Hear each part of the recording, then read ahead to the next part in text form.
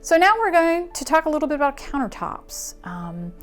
There's three main of the most popular types of countertop, and then I'll talk about some of the other ones. So obviously the first is that people know very well is granite. Granite is natural stone. It's quarried in many different areas in the world. And usually the price points are driven by where is it, how hard is it to get it here, how much of it is there, and also the volume that's sold. So some granites are less expensive because they sell a large volume to home developers, therefore they have a lot of in stock. Granite's got some great capabilities. It takes a high heat, so for example, if you take a pan out of the under the broiler and it's burning your hand, you can throw it down on the granite momentarily, probably without marring the granite. All countertops, we say, use a trivet, but worst case scenario, it can take a high heat. It's a natural stone. It has some beautiful characteristics. It's very hard. Some people are frightened off about the sealing. That is not a big bugaboo. That's sort of an urban myth. First of all, any good installer is going to seal that very well when it's first installed. And then it's really just a once a year, spray it on, let it soak in, wipe it down. Not a big deal. So if you like the feel and look of natural stone in your house, granite's a great go-to. The other big go-to is quartz. Quartz is a man-made product in many colors and styles of ground quartz and resin. Some of the reasons people go to quartz, even though it tends to be in the higher price ranges of the granite and on up, is color choice. Some people want something that's non-porous but looks like a marble. Marble's very porous for a kitchen or bath. So they're going to pick a quartz product to cope with those functions. You know, quartz does not etch with lemon or lime juice, that kind of thing. It's a man-made product, so color and pattern can be controlled through the manufacturing process. So that's a very, very popular choice for many people, especially if people don't want the sort of movement that maybe a granite has. Maybe they want less movement. Maybe they want something very quiet. A lot of times you can only get that with a quartz man-made product. The other countertop that is still very popular is marble. As most people know, marble is softer. It tends to be a little bit more porous than a granite. So sometimes you just have to be aware of the issues with marble. If you're going to put that in a kitchen, you know, it is going to etch. It very possibly could become stained by red wine or olive oil, things like that, because it will soak in.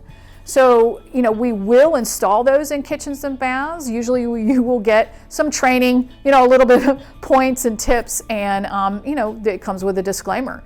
But, you know, over in Greece, that's all they install because it's everywhere. So you just have to be okay with it's going to patina over the years. So if you love the look of marble and it is gorgeous, you know, go for it. Some of the other popular countertops, wood countertops have become pretty popular in the past couple of years. It sort of evokes, you know, a very homey kind of feeling. So a lot of those can come in a lot of species. There's, you know, walnut, obviously oak, which is very common to Northern America. Some exotics, usually done as a butcher block because that gives that stability. Again, another material that does have to, you know, be sealed, does take some maintenance, you know, can get some staining, but obviously with a wood countertop, you can always sand and refinish it and reseal it. So again, if people want that because it's easier on a kitchen knife, prepping, if they're cooking, they want that feel, again, go for it. Just be aware of the maintenance necessities of a material like that. Some of the other countertops that maybe aren't as common that you might not know about, there's a little product here. This is a proprietary product. The brand name's Decton, sorry. It's a compressed glass porcelain, sort of a composite, very scratch resistant. Tends to be a little pricey, but if you're looking for something that no one else has, you can also get it in very thin layers if you're looking for a very modern look in your kitchen. This will hold up in a thin layer, whereas maybe your natural stones, your quartz, you need to have a little bit more thickness to them. You know, this is really manufactured with some commercial grade qualities to it, so that's a great product as well. Some of the other ones that aren't as common but people do look for, stainless steel.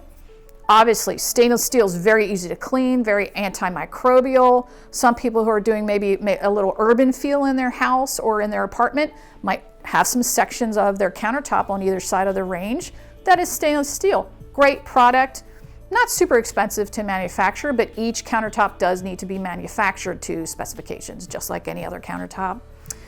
Some other countertops that people look at, tile is still something, not so much in this particular Northeast Washington corridor, just because of the architectural typology of the homes here. But tile is still very popular sometimes in people trying to evoke more of a Southwestern feel. Obviously there are grout lines that you need to be aware of, but there's a lot of great grout sealers out there. And lastly, the one I can think of is concrete. That again, has some wonderful characteristics. You can get almost any color.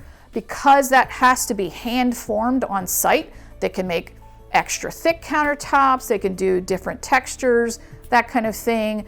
Granite, concrete does have a little bit of porosity to it, so you do have to be aware of that. But again, that's a interesting product to use. It does tend to be a little pricey because that is very much a trade-driven product. You have to have a really good trade in order to get that installed properly. So that ends our little segment on countertops.